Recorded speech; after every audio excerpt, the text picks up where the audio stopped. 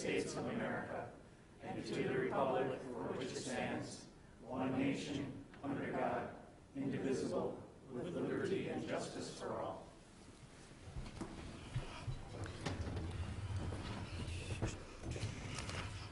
Okay, we have 4 items for public hearing this evening. I will ask the clerk to read public hearing item 1.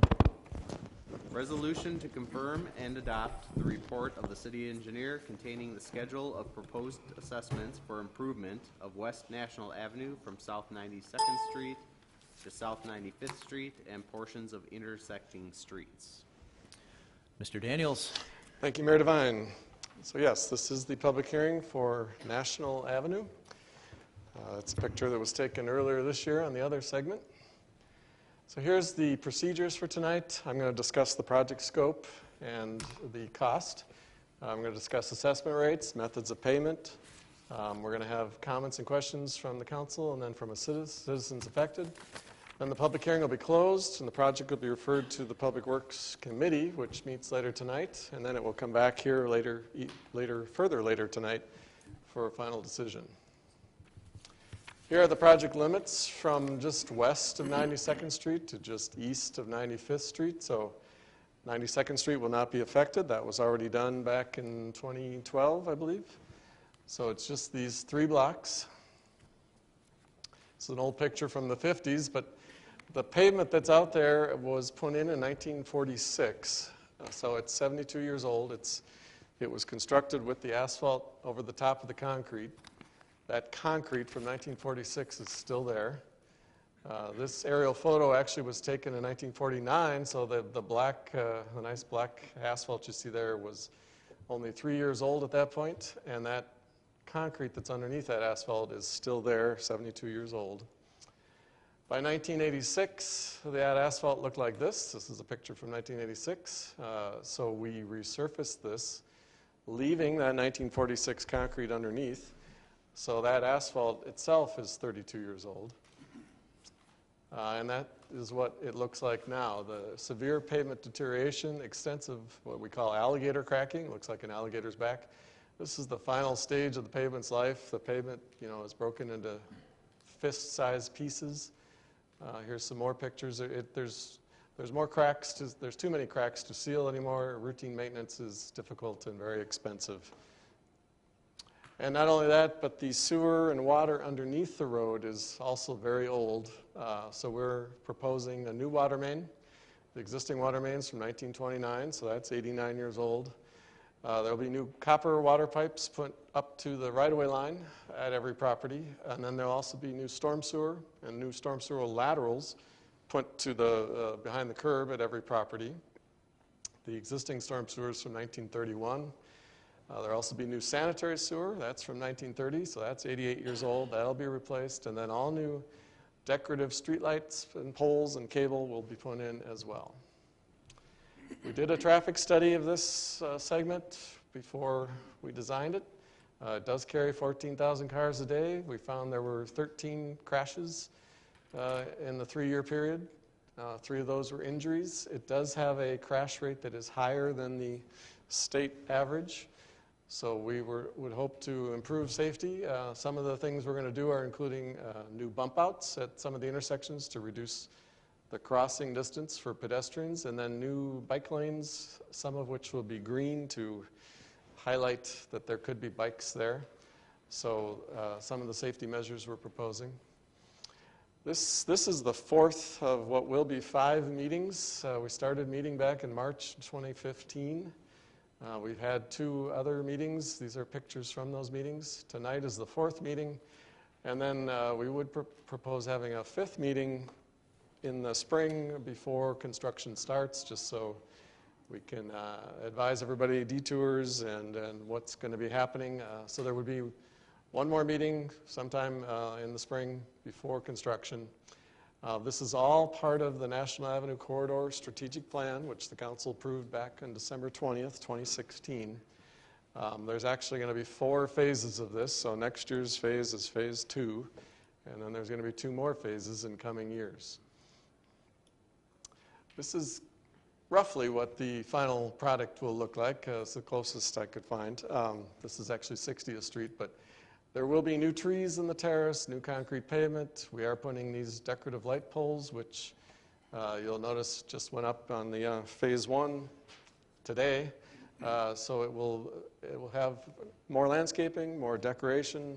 It'll be a much more attractive street. Here are the costs of the project. Total $2 million. The pavement's $1.1 million. Some streetscaping, landscaping is about $20,000. Street lighting, $78,000. Sanitary sewer, $270,000. Storm sewer, $230,000. Water main, $250,000. So that's $2 million. This is how it's being paid for. We are getting almost $1 million in federal funding. Then the citywide general taxes are paying about 16%. The special assessments total $135,000, so that's only paying 7%. The sanitary sewer is being paid with the sanitary sewer fund, which is a citywide fee, so that's 13%. Stormwater is the same way. That's a citywide fee that you pay on your water bill, so that's about 4%. Water utility funds are paying for the water utility, water main, so that'll be about 13%. So the lion's share is in federal funding in this case. So here's a sample special assessment, assuming you have a 40-foot lot. The assessment rate's $59.25. We are putting in a storm sewer lateral, like I said, that's $600. So the typical homeowner's cost would be $3,032. And now if you have a driveway, there would be an extra charge per $7.40 per square foot for the driveway. The bills will not be mailed out until March of 2020, not 2019, but March 2020.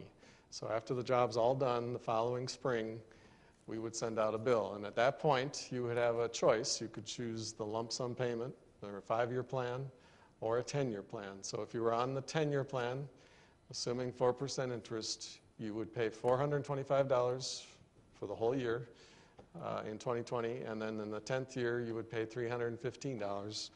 And that would be on your annual tax bill. There would be an extra $315 on your annual tax bill.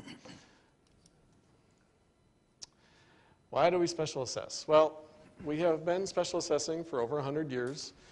In the old days, before the 70s, the residents actually paid 100% of the cost because they were the ones that were getting this unique benefit of a new street in front of their property.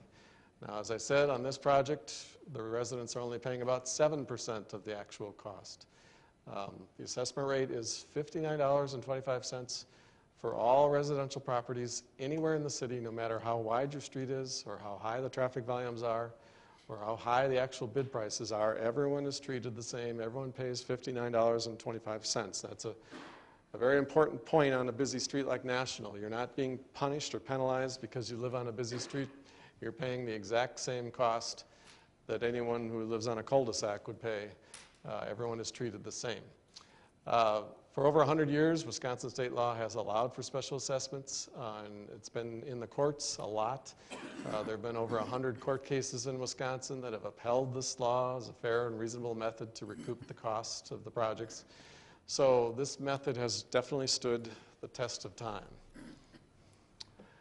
Why do we do it? Special assessments are the only way to ensure that tax-exempt schools, churches, charities, hospitals, county parks, utilities, railroads pay their fair share too. No one is exempt from special assessments, even though there are 430 properties in the city that do not pay any property taxes. Many of these tax-exempt schools, churches, hospitals, and county parks are very large properties that encompass actually 28% of the land area in the city, and they only contribute to the city's costs through special assessments. So that's why we want to make sure that they're all paying their fair share. Businesses, corporations, manufacturers, they also pay a higher assessment rate to ensure they contribute their fair share because they have more traffic.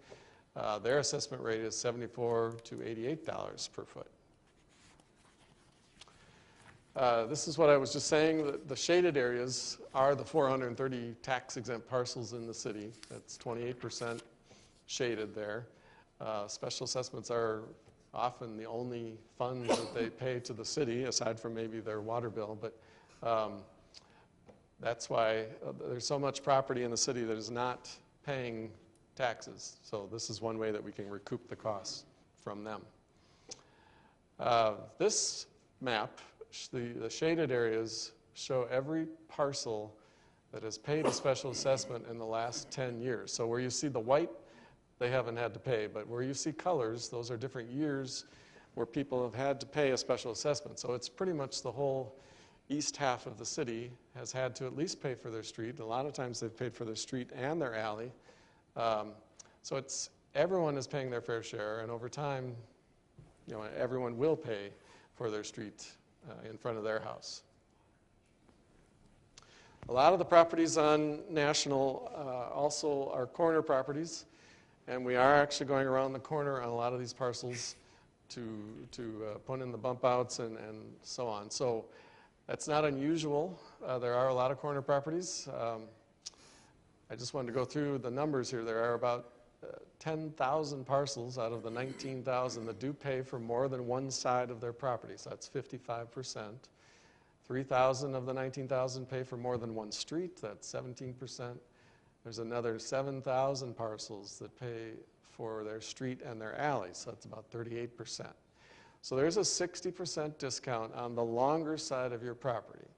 So if the longer side of your property is, for example, 120 feet, the assessment rate's the same, $59.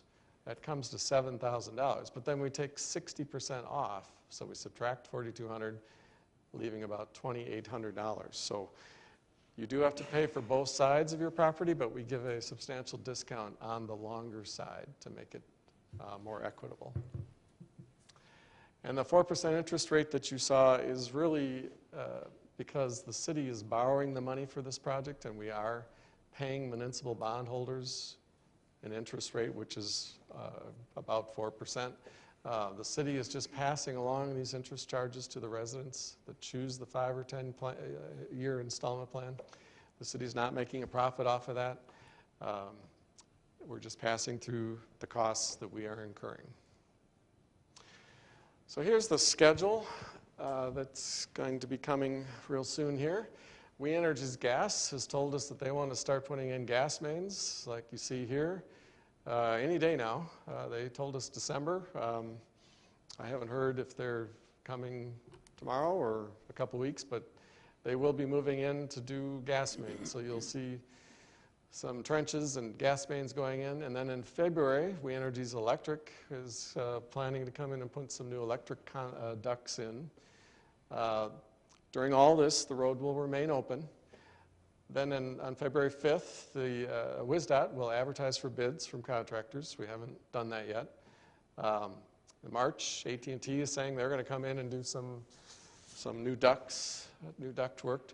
Then on March 12th, WSDOT will award the contract to the low bidder and send that contract to Governor Tony Evers for his signature on the contract. This is a state contract. Dan Devine is not signing it. The city is not signing it. This is a state contract because there's federal money involved. The state does not get to pick the contractor. We have to take the low bidder by law. And the city does not get to pick who the state inspector is. That will be assigned to us by the state. So then we're estimating about May 6th, the work on this state contract would begin. And we're projecting by August 16th, the work would be completed. We're assuming 59 working days to get the work done, and I'll explain that next. But this is a Gantt chart of how it's going to go. So starting in May, you see here in the middle of May, we'll be doing sanitary sewer. That'll go for a month. You got water main here starting in the end of May, going into June. Then the storm sewer comes along in the middle of June. Then we start getting into the paving operations, the excavation in July, concrete curb and gutter in July, pavement in July, and then August would be for landscaping and finishing items like that. Some of you may be thinking, is this going to be like the current National Avenue? And the answer to that is absolutely not. This is half the project. This is 3 blocks instead of 6 blocks. This is $2 million instead of $5 million. It's a much less complicated project. We're not doing as much decorative brick and decorative benches and stuff like that. So this is a much shorter project than the current project that's going on right now. So we really do think they can get this finished up by August. without issue. Here's how they came up with that 59 working days. The state does assume that the contractor will be on site every weekday when it's not raining. So we'll take 59 days out of a total of 103 calendar days between May 6th and 16th and August 16th to get the work done. That's 50% of the time we're estimating they would be on site.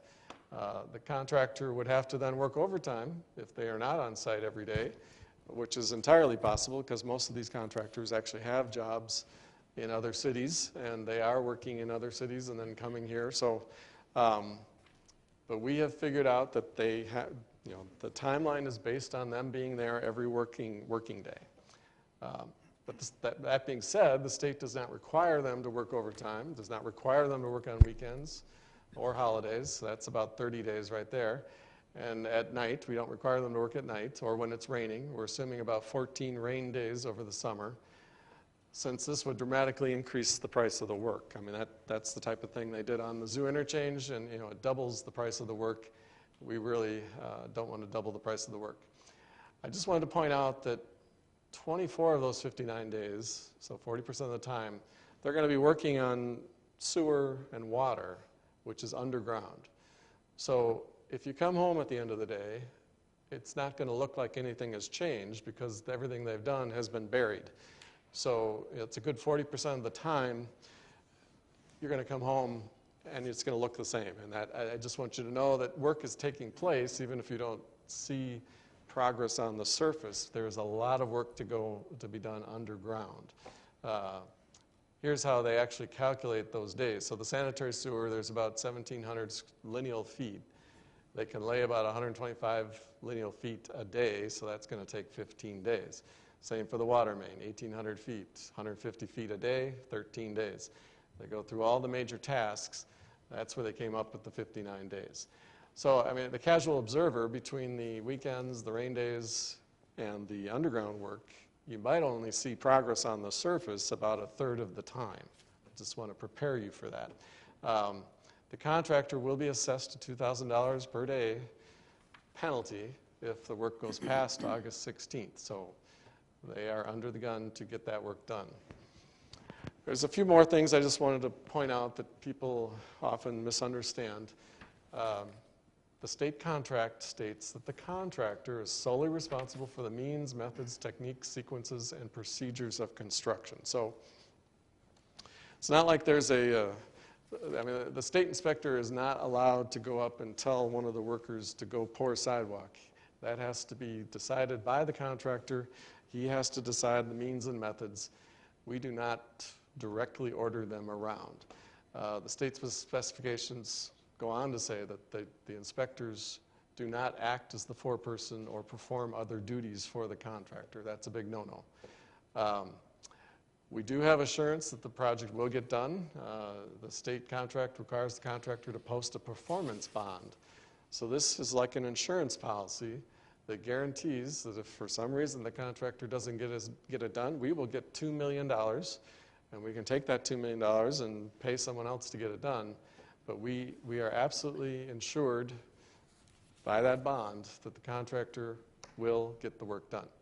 The state, a lot of you are probably wondering if the current contractor could bid on next year's job. That's a decision that the state will have to make. The state can debar a contractor from bidding on future contracts for fraud, collusion, criminal offense, violation of federal or state statute, or a history of failure to perform or of unsatisfactory performance of one or more contracts. So that is a decision that actually will be made in Madison, I'm told, whether the current contractor would be debarred from bidding on next year's job.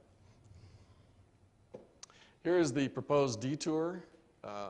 Just very simple. Go down Lincoln and up 92nd Street. It's a very short little detour. There are going to be times where you're not going to be able to get into your driveway when they're pouring concrete, like in this picture.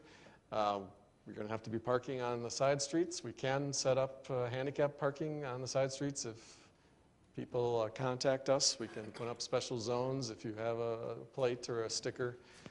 So please let us know if that's something that you need. And at this point, if there's any comments or questions from the council or citizens, they will be heard.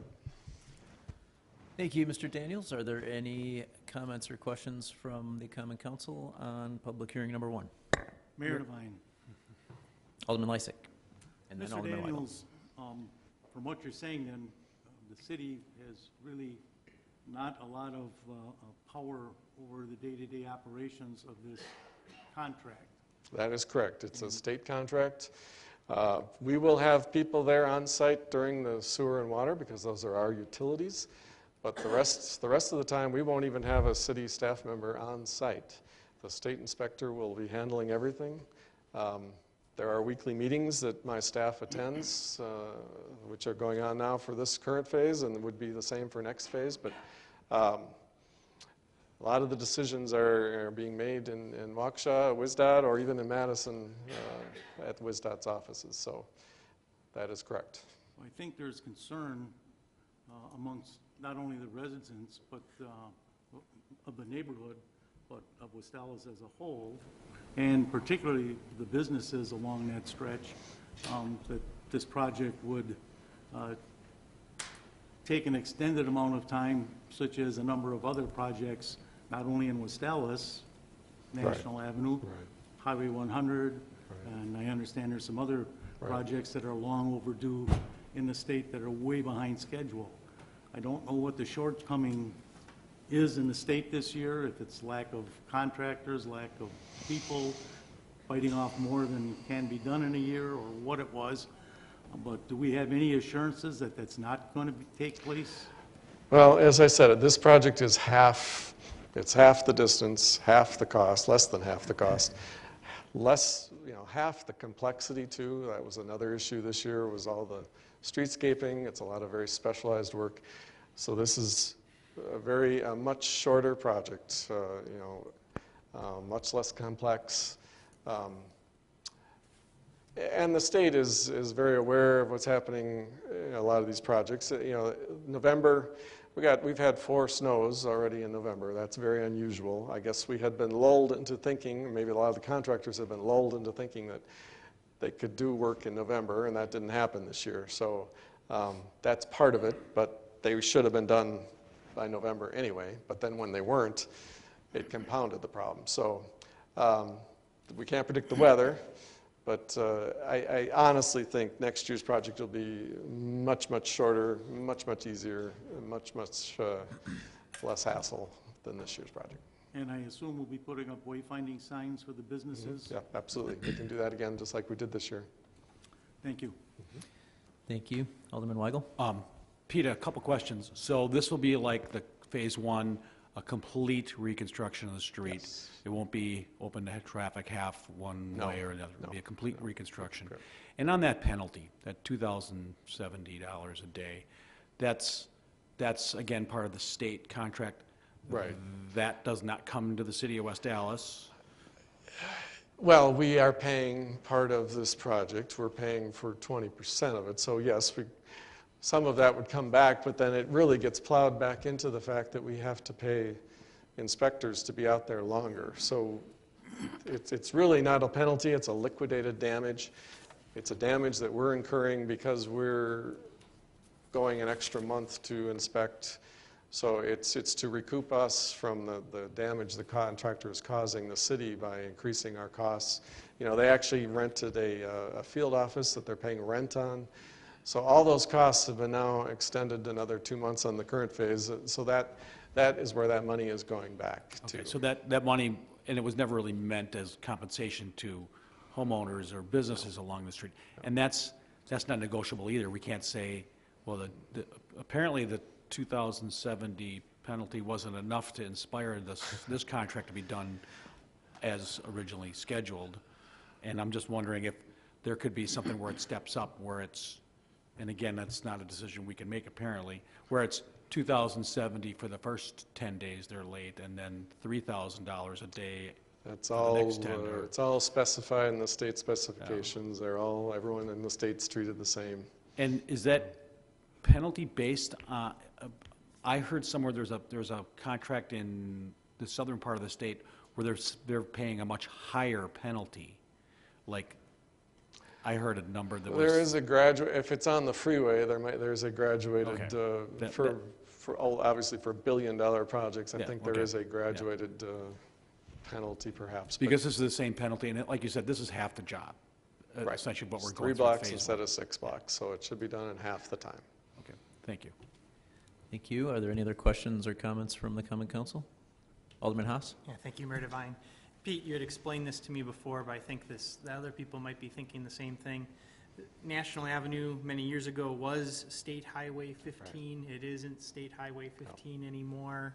The reason that the state is the project manager on the National Avenue projects is because of the receipt of federal money. That for the federal money, the federal government requires that it be a state Yes. project rather than a municipal Right. project. Yes, the feds don't trust us local people to manage their money, is the bottom line. They want the state to run it, to meet all the federal, I mean, there are so many federal requirements, endangered species. So they want someone they can trust to meet all those laws. So they want the state to do that. Thank you. Thank you. Any other comments or questions from the council? Seeing none, are there any comments or questions from the members of the audience on public hearing number 1? Can you come up to the microphone and give us your name and address, please? Sam Mattel, 9218 West National Avenue. Just one question regarding the special assessment. You had mentioned the lateral hookup. Is that already on the? Yes. It is on there? Yes, it is. Okay. And it's included in the street, under the street Well, price? if you already have one, we went through and a lot of the commercial properties already had one. So if you already have one, you're not paying for another one. It's Okay. just people that don't have one yet Okay. that would put it. So if you don't see it, then you must already have one. Okay. Thanks. Thank you. Are there any other comments or questions from the members of the audience?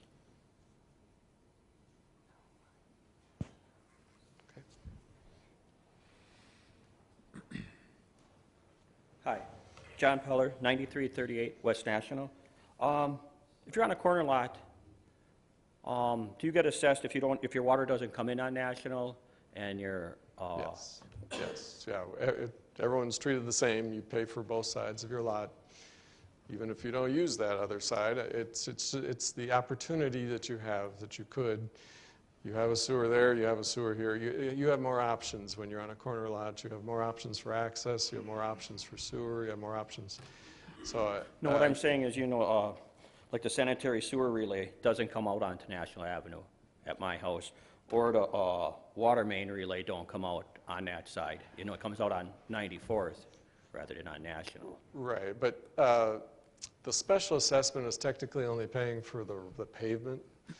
Like I said, the water main's being paid for from the water utility, which is your water bill. The sanitary sewer is being paid from the Okay. sanitary line on your water bill. So the special assessment is really just for the road and in the street lights and stuff like Okay. that. Thank you. Thank you.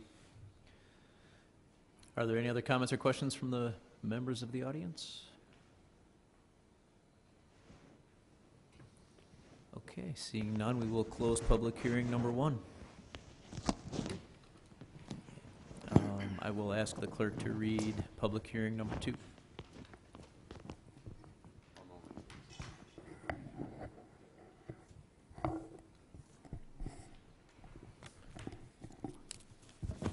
Mr. Chair, I've been asked to read 3 and 4 together, but I'll do number 2 first. Okay, thank you. Resolution relative to determination of special use permit for a proposed banquet facility to be located within a portion of an existing shopping center located at 2671 South 76th Street. Mr. Stiebel, when you're ready. Thank you, Mr. Mayor.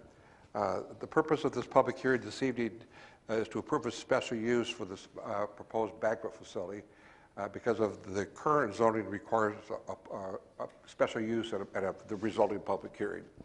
The Westwood Shopping Center on 76th and Beloit has been around since 1954, about a 35,000 square foot facility.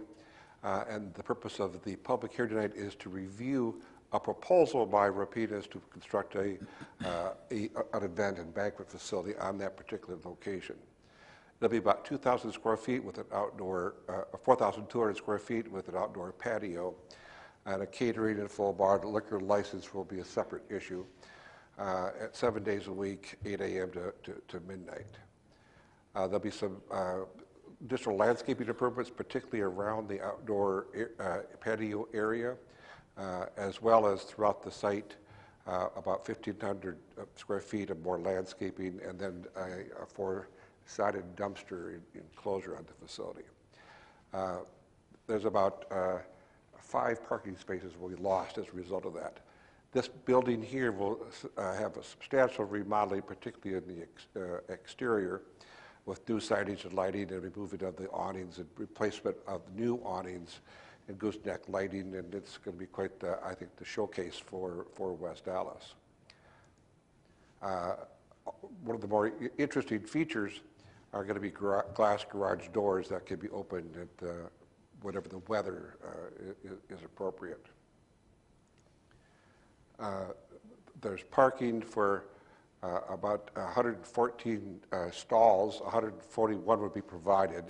That could have been problematic, but a lot of the times that this facility will be in use, some of the other uses will not be in use, so there'll be a lot of cross parking. We'll be able to accommodate the facility quite well. Rapidas has been reviewed by the West Allis Planning Commission. They recommend approval. If you have additional questions, I'd be glad to answer them, or there'll be a representative of the owner available as well. Thank you, Mr. Stiebel. Are there any comments or questions from the Common Council on public hearing item 2?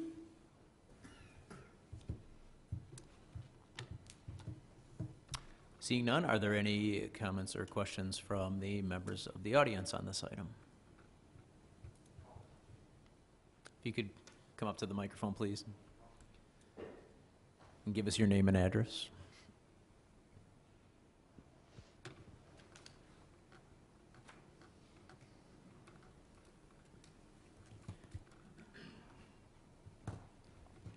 My name is Jose Saldivar. My address is 2636 South 76. And I just have a question. Like, they have alcohol and things there if they approve the project. What's the question, did you say? Okay.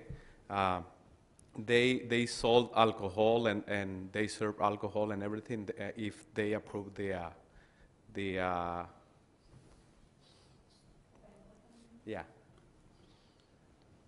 If you would like, I can get more details after this public hearing. I can meet you in the hallway. We can get through all those details. Okay. Yeah, because yeah,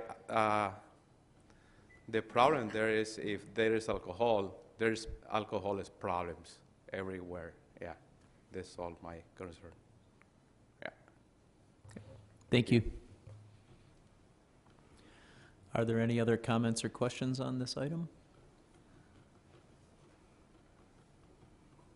Okay. Seeing none, we will close the public hearing on item number 2, and we are going to take items 3 and 4 together, so I will ask the clerk to read items 3 and 4.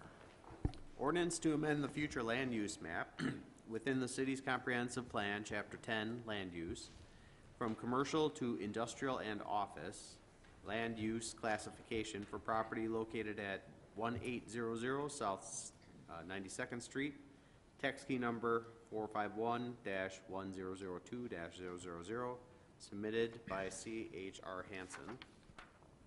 And the next one is ordinance to amend the official West Allis zoning map by rezoning the property located at 1800 South 92nd Street from C2 Neighborhood Commercial District to M1 Manufacturing District. Thank you. Mr. Stiebel?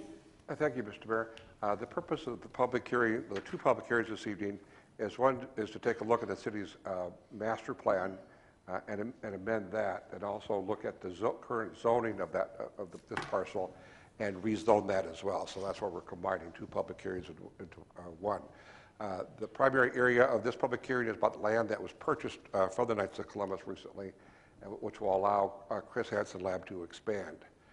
Chris Hansen is a global corporation, 30 locations around the world, 3,000 employees, and we're trying to work with the local facility to put together a package that can compete worldwide with the other facilities that may want to have this expansion on their property as well. That's a Columbus property. As you will recall, Chris Hansen acquired 2 other properties that they used to own at one point, or many years ago, and have rebought them, and is going to be reusing those parcels as well. So we're hoping to put together a significant expansion plan for this site, and the exact plans for the future development will be coming back to the Common Council at a later date, and they're still negotiating that with the corporate headquarters. In fact, the size and the cost are significant, and so confidential I can't even tell myself. The current zoning map has this as commercial, which will rezone to industrial to accommodate this entire area. The zoning that is C2 will also be rezoned to be M1, so that we can have a site large enough to accommodate the hoped for new development that we're trying to achieve. We've sent out a very large notice for the public hearing to a lot of the residents around the area so that they can be aware of what's happening and participate in the decision-making process. Probably the most important part is going to be coming in, and then hopefully in the near future when we actually get down to the actual site planning, landscaping, and the architectural and size of the expansion facility. The Plan Commission has reviewed this project and has recommended approval, and we've already received one call, and that was not necessarily about this particular rezoning, but the prior rezoning, and there was a concern of property values being reduced as a result of this. We've seen some of the preliminary sketches of what this facility might look like, and it's going to be a very advantageous addition to the neighborhood.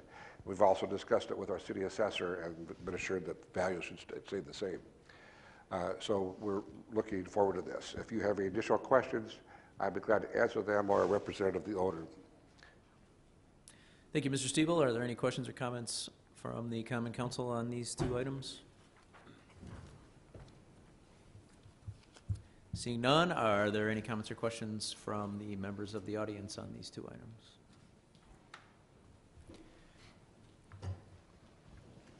If you could again please give us your name and address. Thank you. My name is Hillary Schrader, 8932 West Mitchell. So right now, I believe Chris Hansen owns a lot of rental units that they boarded up and put fences around them. So what is the status of that? Because I'm concerned about crime in the neighborhood. Those fences and those boards aren't going to keep anybody out from going into those properties. And they're a very, very, very noisy business. Twice a day they have some sort of alarm or something that goes off that you can hear at least half a mile away. So I'm concerned about the status of those properties and crime in the neighborhood increasing, and then how this would impact the noise that they already produce. As for the demolition of those buildings, they're going to hopefully be done by the end of the year. If you'd like to wait for after the public hearing, I can hook you up with the representative of the owner. We can talk about your noise issue as well. Okay, so the properties are going to be torn down by the end of the year? Is that what you're suggesting? Hopefully their goal is before the end of the year. Okay. Well, John, this is December, so. That was their goal by the end of the year. I say that because they want to get them down before the property so they get off the property tax roll. Because it's been about 3 months that they've been like that. We shall see. And they're not taking care of the properties at all. And anybody can hop that fence and jump in those properties. Chris Hansen's been very responsible. I think I'll introduce you to a representative of the owner, and hopefully we can resolve those issues. I live right across the street, so I've seen it all for the last 12 years, and I think they really bring the neighborhood down, in my opinion. So if this will improve the neighborhood, that's great, but as a resident of that neighborhood, they have caused nothing but problems. Thank you. Thank you. Are there any other comments or questions on these two items for public hearing?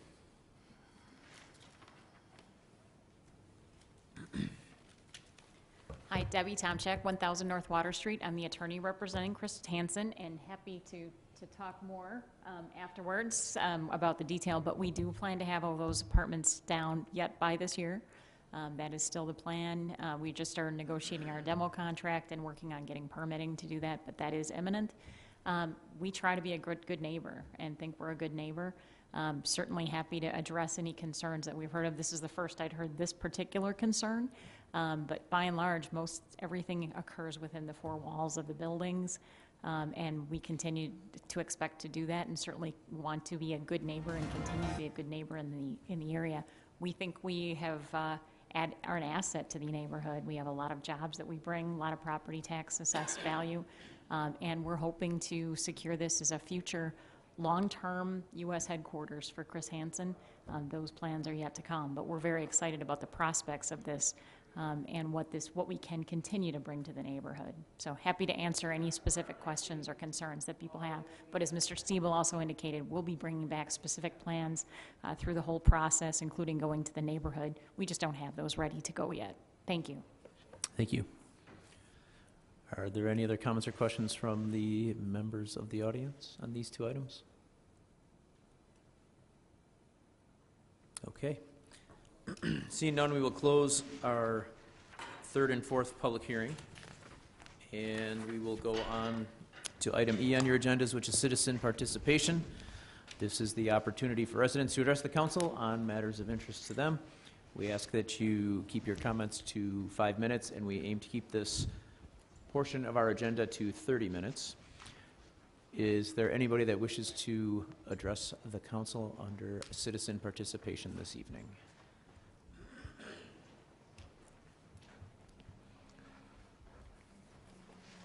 Hi, I'm Steve Yanichuk. I live at 1220 South 122nd Street. I'm here today to talk about... Yes, I'll read them out here in just a moment here. Mr. Stiebel, your microphone is still on. You almost had a Leslie Nielsen moment. It's all good. Breaks of tension. My first time doing this, I'm kind of nervous. So, the problem I'm here to talk about goes by many names. I'm going to call it chemtrails. Some call it geoengineering, cloud seeding, weather modification. What I'm talking about is planes over our city spraying chemicals in our atmosphere. I've been documenting this from my house in West Allis for over 2 years now. It happens every now and again. I can't find a consistent pattern to it.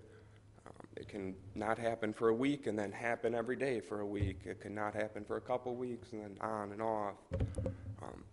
It's often localized on the sunrise or the sunset. And there are different ways they do it. There are different shorter trails, bigger trails. Often they'll do long trails that slowly disperse into a haze and literally block the entire sky. So I'm here to bring this to your attention. Hopefully I'm not the first person to speak at this council on it, and I'm here to just see what we can do about it. First, we got to recognize that it's there. Then we got to recognize who's doing it. And finally, we got to stop it, because it's a very serious issue, and we shouldn't ignore it. All right, thank you for your time. Thank you. Is there anybody else that wishes to address the council under citizen participation this evening?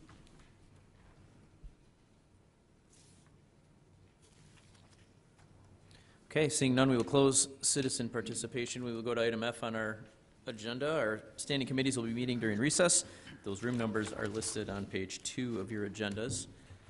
Item G is the mayor's report. I just want to thank everybody for all their effort and time and donations on what ended up to be the Christmas parade that wasn't. Unfortunately, the weather did not cooperate. We were still able to have a lot going on in the city this past weekend, including the community sing-along and the tree lighting. I want to thank Alex, who we picked to help me light the city tree, Turns out Alex had a twin brother, so I had two people help me light the Christmas tree this year, Alex and his brother Elijah. I just wanted to talk a little bit about some of the feedback I heard about why the parade wasn't rescheduled or why there was not a rain date. I don't know specifically because the Christmas parade is put on by a committee of volunteers, and they start early in the year seeking fundraising, sponsorships, planning, participants, things like that. And it's really a difficult thing to reschedule on so many levels that start with the fact that a lot of the performers that are booked for the evening of our Christmas parade are in Christmas parades throughout the state of Wisconsin, probably northern Illinois. Just to think that they would all be available, or a majority of them would be available at a later date, would probably make them a lot more expensive to this all-volunteer fundraising group that puts on the parade. Other logistics that are involved are closing Greenfield Avenue, which is a state highway. We need to get special permission for that. We need to work with the state fair to make sure that we can stage our parade on the state fairgrounds and not conflict with another event going on at the Expo Center. The fact is, with the rain, the instruments wouldn't work. It would have wreaked havoc on the floats, which have a lot of paper mache and a lot of paper features. Everything I hear from the parade committee is they can handle snow, but they can't handle rain. They can handle wind, they can't handle rain. So that was the reason for the cancellation, and I just wanted to shed a little bit of light on why it wasn't rescheduled. Whether the future plans may attempt to include a rain date, I don't know. I'm sure there's going to be a fiscal check on that, as well as just a general availability. As we all know in our lives, December is a very busy month with the holidays coming up. So shed a little light on that. That does conclude the mayor's report this evening. Do we have any alderpersons' reports? Mayor Devine. Alderman Lysick. I move for approval of the minutes of the Common Council regular meeting of November 20th, 2018. Second. We have a motion and a second. Are there any adjustments or amendments? All in favor? Aye. Anyone opposed? Motion carries. Item J are items not referred to committee. We have one item. I'll ask for a motion to refer item 6 to the city attorney. So moved. Second. Motion by Alderperson Reinke, second by Alderman Haas. Fifth District. Fifth Both of District us. tandem. All in favor? Aye. Anyone opposed? Motion carries. Item K, standing committee reports. We have none. Item L, Mayor Devine, Alderman Lysick. I move that we stand in recess until conclusion of the committee meetings. Second. There's a motion and a second. All in favor? Aye. Anyone opposed? We are in recess.